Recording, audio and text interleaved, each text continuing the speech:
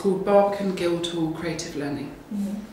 And that means that we as a team represent education work and work with people on the Barbican side of the organisation and for the Guildhall School of Music and Drama.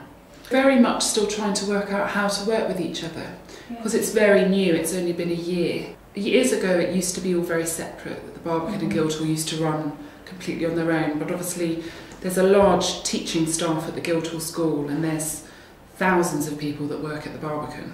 So getting to know each other and working out how we work together is taking time. I wouldn't say there's a clear way yet. One example is that we are trying to programme our concerts around each other much more now.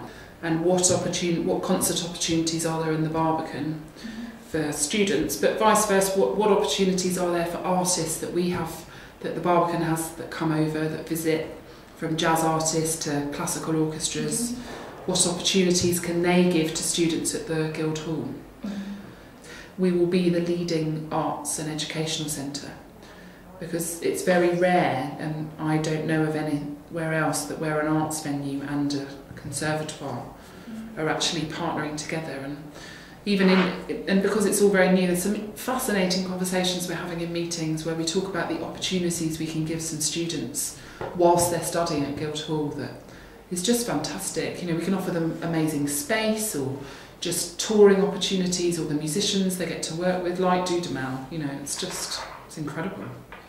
Might they perform in different environments, both in the building, so they might perform in the gallery, or they might produce, the theatre practitioners might produce a show in the pit. Do have a set amount of artists that we'd work with, I'd say, who are trained in this area of work, and this area of work has obviously been going on in the UK for a long time, almost 30 years. And we work with quite a large pool of people on a regular basis, but then because we are the Barbican Centre in Guildhall, we have amazing artists coming into our door for a couple of hours or maybe 2 days. And so something that we talk about with the artists that come into the buildings is, could you work in, as well as doing a performance, could you go into a school, or would you like to give a masterclass, or would you like to talk to some, I don't know, it depends on the audience, but talk to some people about what you do, or so it can depend. So we try to utilise our artists.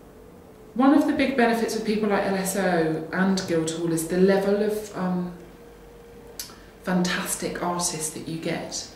The teachers and the things, people like that at Guildhall are fantastic. And the LSO are just one of the best orchestras in the world. So having professional musicians who also have done years of work in community is just a fantastic resource to have. We're not necessarily encouraging anyone and everyone that they have to play a musical instrument. I think what we're trying to do is give people the opportunity and the choice. And then if they don't want to play an instrument, that's fine, but they've had the opportunity, as it were, and the choice. And then art can still, any type of art can still be an important part of your life. And just because you don't want to be an artist or a dancer or a musician, doesn't mean that art, as it were, doesn't need to be part of your life. And that's all the softer things that you can measure, kind of building, by just being a part or watching a performance, it can build someone's self-esteem or make them realise opportunities that they didn't have. And I think in the UK we call them softer objectives, kind of, you can measure someone's ability and improvement from, you know, the age of 7 through to the age of 10.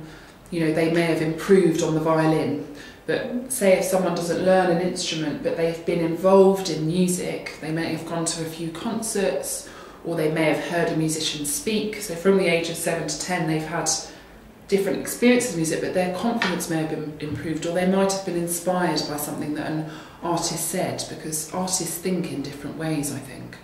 I think one of my personal view, again it's personal, is that everyone should feel they have access to the arts and that they have an opportunity, and that once they've engaged with it they can then have an informed decision. I think it's a shame when people feel that dance isn't for them or music isn't for them when they don't know whether it is, because they just don't feel they can come to it. That's my main philosophy. So whatever I do, I try and ensure that as many people have access to it as possible.